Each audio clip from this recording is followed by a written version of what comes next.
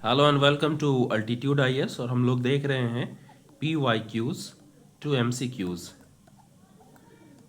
इसके अंतर्गत हम लोग यूपीएससी से रिलेटेड जो प्रीवियस ईयर क्वेश्चन है वो देखते हैं प्रीलिम्स के, और उसके आधार पे जो हमारे टॉपिक्स होते हैं न्यूज़पेपर से, उससे क्या नए क्वेश्चंस क्रिएट हो सकते हैं जिसके पूछे जाने की संभावना 2025 के प्रीलिम्स में है, उसको हम लोग देखते हैं और सॉल्व करने की कोशिश करते हैं।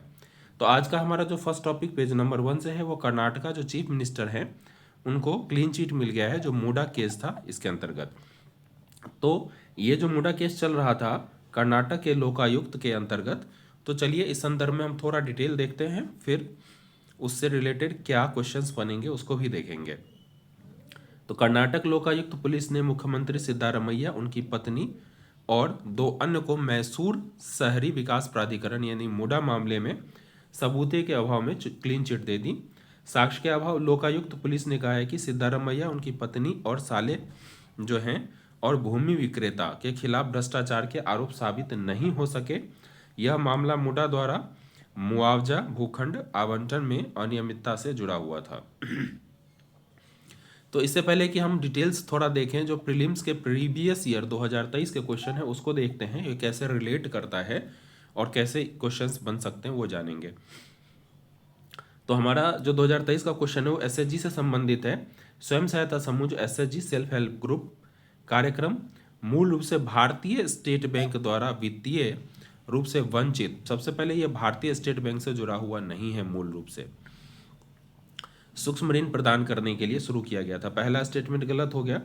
सेकंड देखते हैं, एक एसएचजी समूह के सभी सदस्य उन ऋण की जिम्मेदारी लेते हैं जो एक व्यक्ति सदस्य लेता है। ये बिल्कुल ही सही है और ये पॉजिटिव ऑल होते हुए भी ये पॉजिटिव है कि कॉमन रिस्पॉन्सिबिलिटीज के अंतर्गत होती है। क्षेत्रीय ग्रामीण बैंक और अनुसूचित वाणिज्य बैंक जो है एसएचजी का समर्थन करते हैं, ये भी सही है। तो स्टेटमेंट 2 स्टेटमेंट इसके अंतर्गत सही हो जाएगा। पहला गलत क्यों है? क्योंकि जो स्वयं सहायता समूह है कार्यक्रम मूल रूप से भारतीय स्टेट बैंक द्वारा नहीं बल्कि 1992 में राष्ट्रीय कृषि और ग्रामीण विकास बैंक नाबार्ड द्वारा एसएचजी बैंक लीकेज कार्यक्रम के रूप में शुरू किया गया था।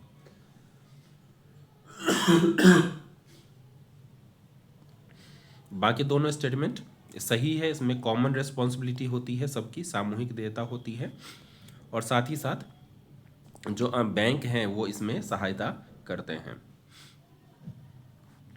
इस संदर्भ में अब आज का जो टॉपिक है उससे हमें क्या क्या चीज़ सीखनी है, तो आज का टॉपिक है लोकायुक्त और लोकपाल से संबंधित। तो इससे संबंधित हम देखते हैं लोकपाल और लोकायुक्त की स्थापना क्यों। तो केंद्रीय स्तर पे जो भ्रष्टाचार की जो जिम्मेदार अधिकारी हैं उनको जिम्मेदार देने के लिए, और लोकायुक्त जो है राज्य स्तर पर भ्रष्टाचार में जो स्थानीय अधिकारी हैं उनको जो बैलेंस करने की कोशिश करता है या उससे लड़ने के लिए ये बनाया गया है।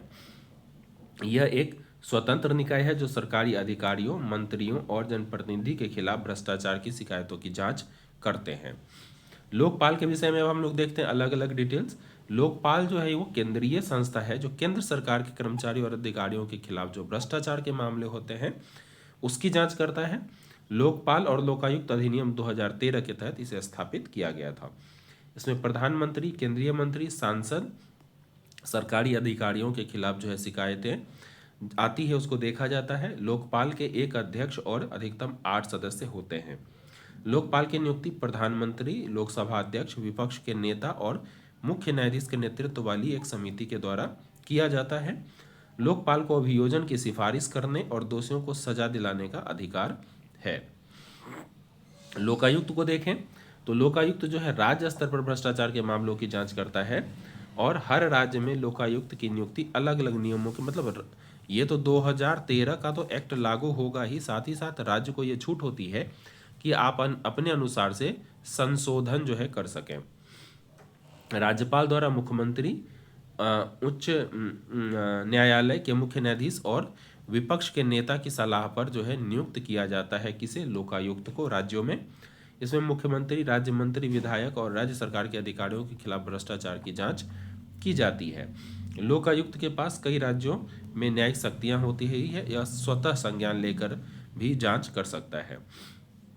कुछ राज्यों में लोकायुक्त की शक्तियां जो है ज़्यादा होती है, जबकि कुछ राज्यों में इनकी भूमिका को सीमित किया गया है। थोड़ा सा हम इसको देखें कंपैरेटिव स्टडी, तो जो स्तर है वो लोकपाल राष्ट्रीय स्तर और लोकायुक्त राज्य स्तर।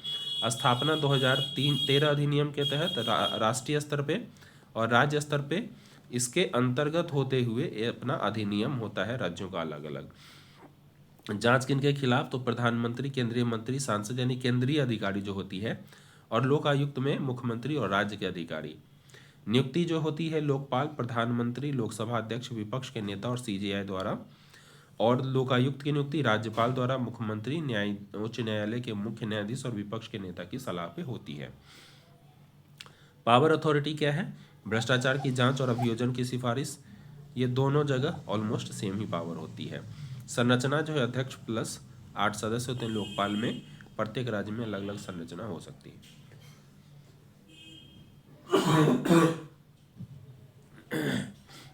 चुनौतियां क्या है, इसके तहत जो है स्वतंत्रता की कमी होती है, क्योंकि राजनीतिक हस्तक्षेप के कारण जो है जांच प्रभावित हो जाता है। कानूनन जो अधिकारों की कमी होती है, लोकायुक्त के पास सभी राज्यों में समान अधिकार नहीं होते। भ्रष्टाचार के मामलों में कार्रवाई धीमी होती है। कुछ राज्यों में लोकपाल की नियुक्ति नहीं होती समय पे, इस कारण से दिक्कतें होती है क्योंकि जांच नहीं हो पाता। सुधार के सुझाव क्या दिए गए हैं, स्वतंत्रता उन्हें पूर्ण दी जाए, लोकायुक्त को समान अधिकार एवं शक्तियां प्रदान की जाए, भ्रष्टाचार के मामलों में जांच के लिए समय सीमा भी तय की जानी चाहिए, लोकपाल और लोकायुक्त को अधिक वित्तीय और प्रशासनिक स्वायत्तता मिलनी चाहिए, राज्यों को लोकायुक्त की नियुक्ति अनिवार्य करनी चाहिए। ये अनुशंसा है, अर्थात लोकपाल और लोकायुक्त जो है भ्रष्टाचार के खिलाफ लड़ाई में महत्वपूर्ण भूमिका निभा सकते हैं। यदि उन्हें स्वतंत्रता और प्रभावशीलता उनकी सुनिश्चित की जाए तो ये चीज़ें पॉसिबल है। और लोकपाल और लोकायुक्त को सशक्त बनाकर हम भ्रष्टाचार पर प्रभावी नियंत्रण कर सकते हैं भारत के अंतर्गत, जिससे कि विकास जो है वो बेहतर हो सके। तो इस संदर्भ में आपको एक प्रीलिम्स के क्वेश्चन दिए गए हैं लोकपाल और लोकायुक्त के विषय में। लोकपाल एक केंद्रीय निकाय है जो केंद्र सरकार के कर्मचारियों और अधिकारियों के खिलाफ भ्रष्टाचार के मामलों की जांच करता है, बिल्कुल सही है।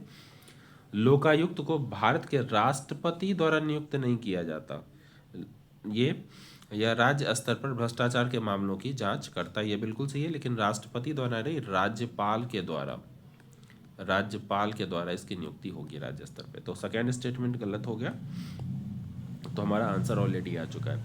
लोकपाल और लोकायुक्त अधिनियम 2013 के तहत स्थापित किया गया था, ये बिल्कुल सही है। सेकेंड गलत क्यों है, सेकेंड गलत इसलिए है कि जो लोकायुक्त है वो प्रेसिडेंट ऑफ इंडिया के द्वारा नहीं अपॉइंट किए जाते, बल्कि गवर्नर के द्वारा। लोकायुक्त को राष्ट्रपति के द्वारा नहीं बल्कि राज्य के राज्यपाल के द्वारा नियुक्त किया जाता है। बाकी हमने डिटेल आपको ऑलरेडी दे दी है। इसके पीडीएफ के लिए आप हमारे इस नंबर पे व्हाट्सएप ग्रुप से जुड़ सकते हैं। अब हमारा अगला जो पेज नंबर 2 पे है वो है राजस्थान से संबंधित जो बजट है, उसमें फोकस किया गया इंफ्रास्ट्रक्चर, जॉब, वाटर प्रोजेक्ट्स को।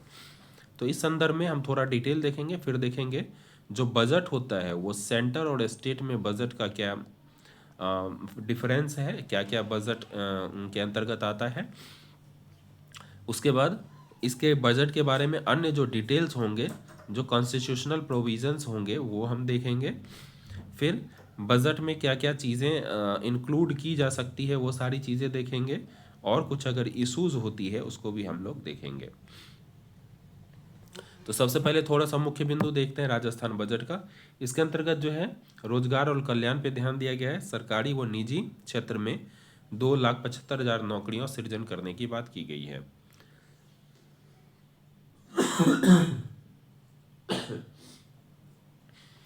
सामाजिक सुरक्षा पेंशन जो है 1,250 प्रति माह जो है इंक्रीज किया गया है, इंक्रीज करके 1,250 रुपये प्रति माह कर दिया गया है।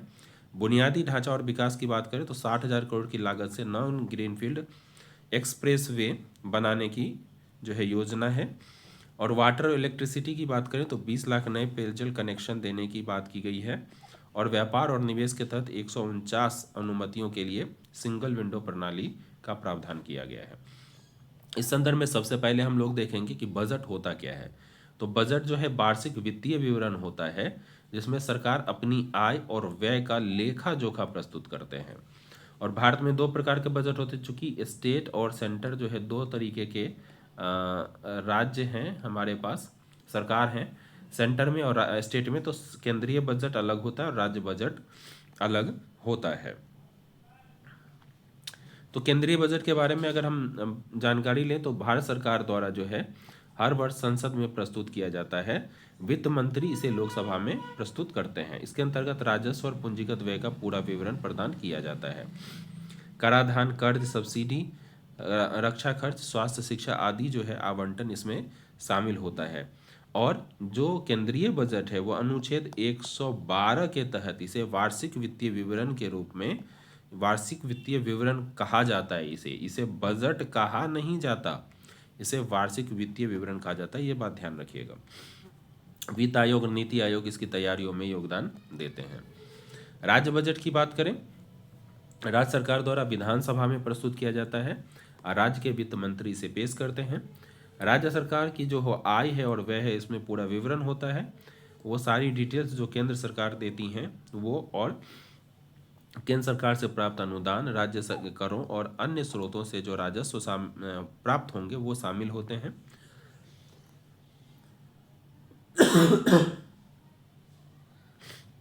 राज्यों की विकास योजना जो है इसमें शामिल की जाती है और जो भी जिस सेक्टर में भी राज्य अपना डिस्ट्रीब्यूशन करता है मदों का, उसको इसमें शामिल किया जाता है।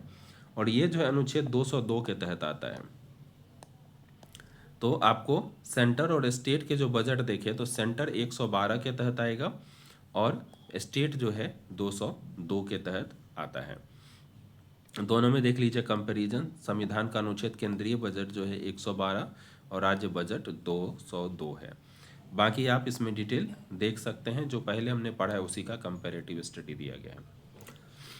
प्रमुख चुनौतियां अगर देखें तो राजस्व की सीमितता होती है, खास करके राज्यों के अंतर्गत जो केंद्रीय अनुदानों पर निर्भर करते हैं। राजकोषीय घाटा, केंद्र और राज्य दोनों ही घाटे की समस्या से जूझते हैं। केंद्र राज्य वित्तीय असंतुलन भी देखने को मिल जाता है राजस्व और व्यय को लेकर के। वित्तीय स्वायत्तता में कमी राज्यों को होती है। सुझाव क्या है? राज्य को अधिक वित्तीय स्वायत्तता दी जानी चाहिए। राजकोषीय घाटे को नियंत्रित करने के लिए प्रभावी नीति बनाई जाए। केंद्र और राज्यों के बीच जो है वित्तीय संतुलन बनाने के लिए अनुदान और कर साझेदारी में और भी संतुलन बनाने की जरूरत होती है। वित्त आयोग की सिफारिशों को प्रभावी ढंग से लागू किया जाना चाहिए। जो आर्टिकल 280 के तहत वित्त आयोग का गठन किया जाता है वो सिफारिश देते हैं, उन सिफारिशों को लागू किया जाना बेहतर ढंग से। तो अर्थात केंद्रीय और राज्य बजट जो है भारत की अर्थव्यवस्था को संतुलित करने में महत्वपूर्ण भूमिका निभाते हैं। राज्य बजट जो है अधिकतर कल्याणकारी योजनाओं पर केंद्रित होते हैं, जबकि केंद्रीय बजट राष्ट्रीय विकास और रक्षा पर केंद्रित होते हैं। राज्यों को वित्तीय रूप से अपनी अधिक स्वतंत्रता जो है बनाए रहने की दिशा में सुधारों की आवश्यकता है, ताकि राज्य जो है अपना काम बेहतर ढंग से कर सके। इस संदर्भ में जो स्टेट और यूनियन बजट है, इससे रिगार्डिंग आपको जो स्टेटमेंट देखना है। राज्य बजट को राज्यपाल द्वारा विधानसभा में प्रस्तुत नहीं किया जाता, बल्कि वित्त मंत्री द्वारा प्रस्तुत किया जाता। तो पहला स्टेटमेंट गलत हो जाता है। सेकंड देखिए, भारतीय संविधान के अनुच्छेद 112 के तहत केंद्रीय बजट शब्द को स्पष्ट रूप से परिभाषित किया। ये बिल्कुल गलत है सेकंड स्टेटमेंट, क्योंकि उसे केंद्रीय बजट नहीं बल्कि वार्षिक वित्तीय विवरण के रूप में परिभाषित किया गया है। थर्ड स्टेटमेंट है, राज्य बजट में राज्य करों, केंद्रीय अनुदानों और अन्य स्रोतों से प्राप्त राजस्व शामिल होते हैं। तो थर्ड बिल्कुल ही सही स्टेटमेंट है। फर्स्ट गलत क्यों है? क्योंकि राज्यपाल बजट नहीं प्रस्तुत करते, बल्कि वित्त मंत्री जो होते हैं वो विधानसभा में बजट प्रस्तुत करते हैं। सेकेंड गलत इसलिए है क्योंकि केंद्रीय बजट शब्द जो है अनुच्छेद 112 में स्पष्ट रूप से परिभाषित नहीं है, बल्कि इसमें वार्षिक वित्तीय विवरण के रूप में संदर्भित किया गया है, जिसे आमतौर पर केंद्रीय बजट कहा जाता है। बाकी डिटेल्स ऑलरेडी मैंने आपको दे दिया है। अगला जो हमारा है वो पेज नंबर 4 से है, एनजीटी से रिलेटेड। एनजीटी ने जो यूपी पीसीबी जो है उनकी रिपोर्ट जो है वो उनको आप कह सकते हो कि अधूरा बताया है। इस संदर्भ में हम लोग जो उसके डिटेल्स हैं वो थोड़ा सा न्यूज़पेपर के डिटेल्स देखेंगे, फिर एनजीटी के बारे में। एनजीटी क्या है, इसकी स्थापना क्यों की गई है, इसे शक्तियां कहाँ से प्राप्त होती है, किन एक्ट्स से शक्तियां प्राप्त होती है, वो देखेंगे। इसके साथ इसके कार्य और सीमाएं क्या क्या है वो हम देखेंगे। सबसे पहले थोड़ा डिटेल्स देखते हैं। एनजीटी ने जो है यूपी प्रदूषण नियंत्रण बोर्ड जो है उनकी अधूरी रिपोर्ट के लिए फटकार लगाई है। महाकुंभ के दौरान प्रयागराज की नदी में फीकल कोलीफॉर्म की स्तर की जानकारी जो है स्पष्ट नहीं है इसके अंतर्गत, रिपोर्ट के अंतर्गत।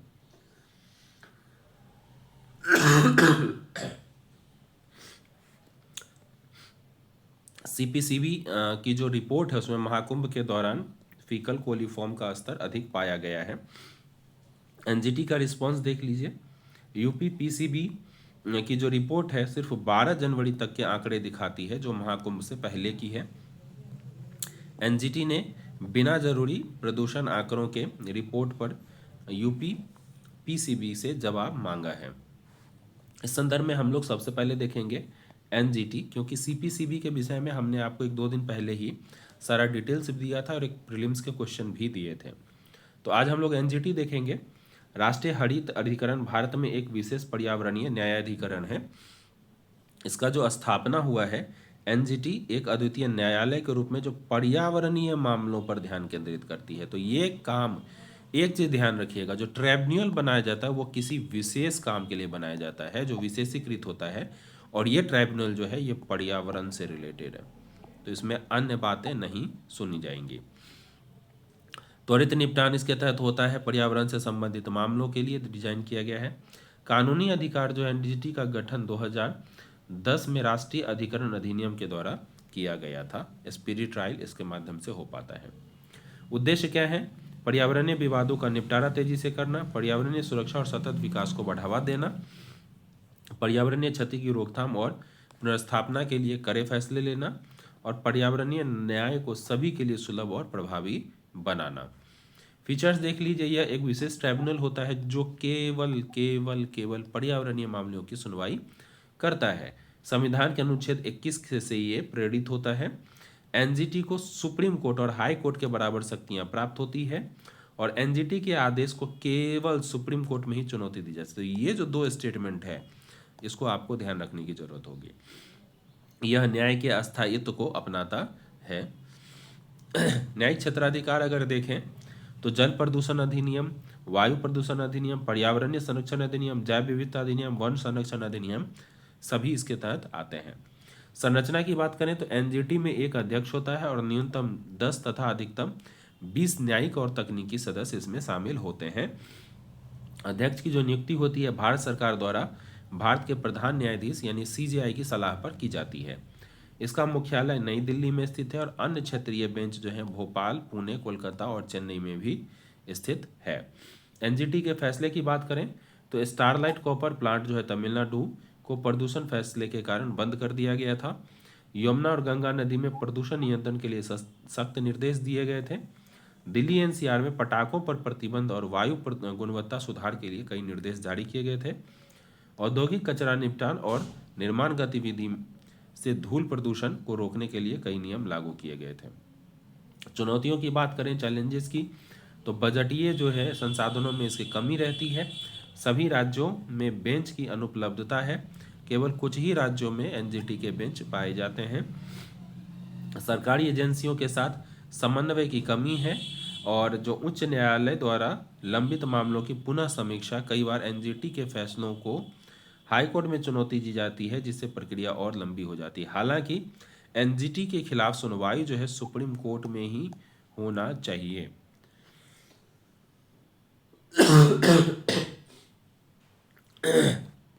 सुधारों के सुझाव, सजेशंस क्या हैं? तो एनजीटी को अधिक वित्तीय और प्रशासनिक स्वायत्तता दी जानी चाहिए। सभी राज्यों में एनजीटी के क्षेत्रीय बेंच स्थापित किए जाएं। पर्यावरणीय मामलों के शीघ्र समाधान के लिए एनजीटी के आदेशों को अनिवार्य रूप से लागू किया जाए। ये सजेशन है, ये ध्यान दीजिएगा। जनता को पर्यावरणीय कानूनों और एनजीटी की भूमिका के प्रति जागरूक करने चाहिए। इस प्रकार जो है एनजीटी पर्यावरणीय संरक्षण में एक प्रभावी न्यायिक निकाय के रूप में कार्य कर सकती है। हालांकि इसमें अधिक प्रभावी बनाने के लिए वित्तीय और प्रशासनिक सुधार की आवश्यकता है। इसके माध्यम से सतत विकास को बढ़ावा देकर पर्यावरणीय संतुलन बनाया जा सकता है। इस संदर्भ में आपको एक प्रीलिम्स क्वेश्चन दिए जा रहे हैं जो एनजीटी से रिलेटेड हैं। स्टेटमेंट्स पढ़ने हैं। एनजीटी की स्थापना पर्यावरणीय संरक्षण अधिनियम 1986 के तहत नहीं की गई है। 2010 के तहत एनजीटी अलग से एक अधिनियम बना करके इसकी स्थापना की गई है, तो ये दोनों कट जाएगा। इसके पास पर्यावरणीय मामलों की सुनवाई और प्रदूषण भुगतान सिद्धांत को लागू करने की शक्ति है। थर्ड देखते हैं, एनजीटी के निर्णयों को सीधे उच्च न्यायालय में चुनौती नहीं दी जा सकती, बल्कि सीधे सुप्रीम कोर्ट में चुनौती दी जा सकती है। तो थर्ड स्टेटमेंट भी गलत हो गया, तो सी हमारा आंसर हो जाएगा। फर्स्ट गलत क्यों है? क्योंकि ये 1986 के तहत नहीं बल्कि एनजीटी अधिनियम 2010 के तहत स्थापित किया गया था। और थर्ड जो है, एनजीटी के निर्णयों को उच्च न्यायालय में नहीं बल्कि केवल सुप्रीम कोर्ट यानी सर्वोच्च न्यायालय में अपील की जा सकती है। बाकी डिटेल्स हमने ऑलरेडी आपको दे दिया है। अगला जो है हमारा पेज नंबर 12 से रिलेटेड है। टैक्स ऑडिट्स जो है as core expertise of CAs. तो आईसीएआई जो है चीफ, उनका कुछ स्टेटमेंट्स हैं, उनके बारे में हम लोग थोड़ा डिटेल देखेंगे। फिर हम आईसीएआई के विषय में थोड़ी जानकारी प्राप्त करेंगे। क्या ये लीगल है या कैसी ऑर्गेनाइजेशन है, ये हम देखेंगे। इसके कार्य क्या हैं, इसमें इसकी क्या चुनौतियां हैं, ये सारी डिटेल्स भी हम लोग इसके अंतर्गत देखेंगे। तो सबसे पहले देख लीजिए, आईसीएआई के अध्यक्ष जो है कर ऑडिट को सीए की मुख्य विशेषता बताया उन्होंने। तो आईसीएआई अध्यक्ष चरणजोत सिंह नंदा ने कर ऑडिट को चार्टेड अकाउंटेंट की मुख्य विशेषज्ञता बताया है। उन्होंने इस क्षेत्र में सीए की प्रमुख भूमिका बनाए रखने पर जोर दिया है। कंपनी सचिव जो संस्थान ने कंपनी सचिवों के प्रस्तावित आयकर विधेयक 2025 में अकाउंटेंट की परिभाषा में शामिल करने की मांग की है। इस पर फैसला जो है कॉरपोरेट मामलों के मंत्रालय की समन्वय समिति द्वारा लिया जाएगा। तो इस संदर्भ में जो हम देखते हैं आईसीएसआई के बारे में, institute of company secretary of India, इसकी स्थापना 1968 में की गई थी, लेकिन इसे वैधानिक दर्जा 1980 में दिया गया था। इसकी भूमिका जो है कंपनी सचिवों की शिक्षा और प्रमाणन करना, और ये कॉरपोरेट मंत्रालय के तहत आता है। तो अगर आपसे पूछा जाएगा कि इसकी स्थापना जो है 1980 के एक्ट से किया गया, तो ये गलत हो जाएगा। और अगर ये कहा जाएगा कि 1968 में प्रारंभ से ही इसे लीगल जो है अथॉरिटी प्राप्त थी, ये भी गलत हो जाएगा। ऑब्जेक्टिव्स, कंपनी सचिवों के पेशेवर मानकों को बनाए रखना और बढ़ावा देना, कंपनी कानूनों, कॉरपोरेट गवर्नेंस और नैतिकता के क्षेत्र में उच्च गुणवत्ता की शिक्षा प्रदान करना, कॉरपोरेट सेक्टर में पारदर्शिता, जवाबदेहिता और कानून का पालन सुनिश्चित करना, सरकार और उद्योग के बीच सेतु के रूप में कार्य करना और कॉरपोरेट गवर्नेंस में सुधार में योगदान देना। पाठ्यक्रम और प्रमाणन की अगर देखें तो आईसीएसई जो 3 सदस्यीय स्तरीय परीक्षा आयोजित करता है।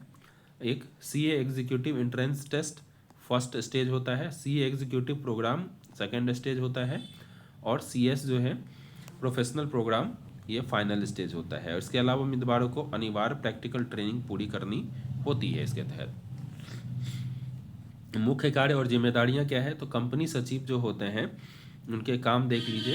कंपनी कानूनों और कानूनी अनुपालन को सुनिश्चित करना, कॉरपोरेट गवर्नेंस में महत्वपूर्ण भूमिका निभाना, बोर्ड बैठकों और वार्षिक आम बैठकों का प्रबंधन करना, कॉरपोरेट नीति और कानूनी दस्तावेज तैयार करना, और सेबी, आरओसी और अन्य नियामकीय संस्थाओं का जो संबंधित नियम होते हैं उनका अनुपालन सुनिश्चित करना।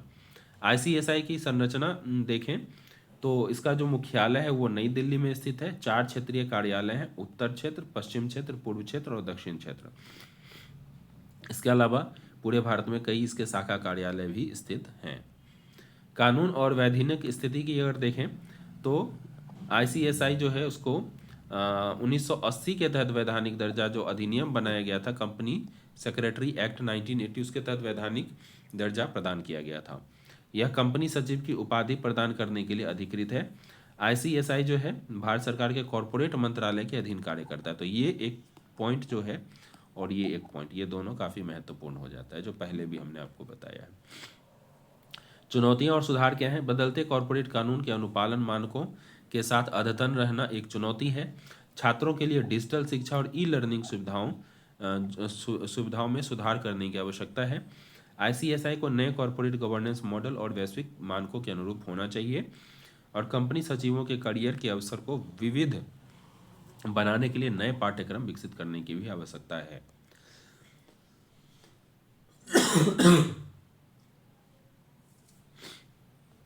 इस प्रकार जो है आईसीएसआई भारत में कॉरपोरेट प्रशासन और कानूनी अनुपालन में महत्वपूर्ण भूमिका निभाता है।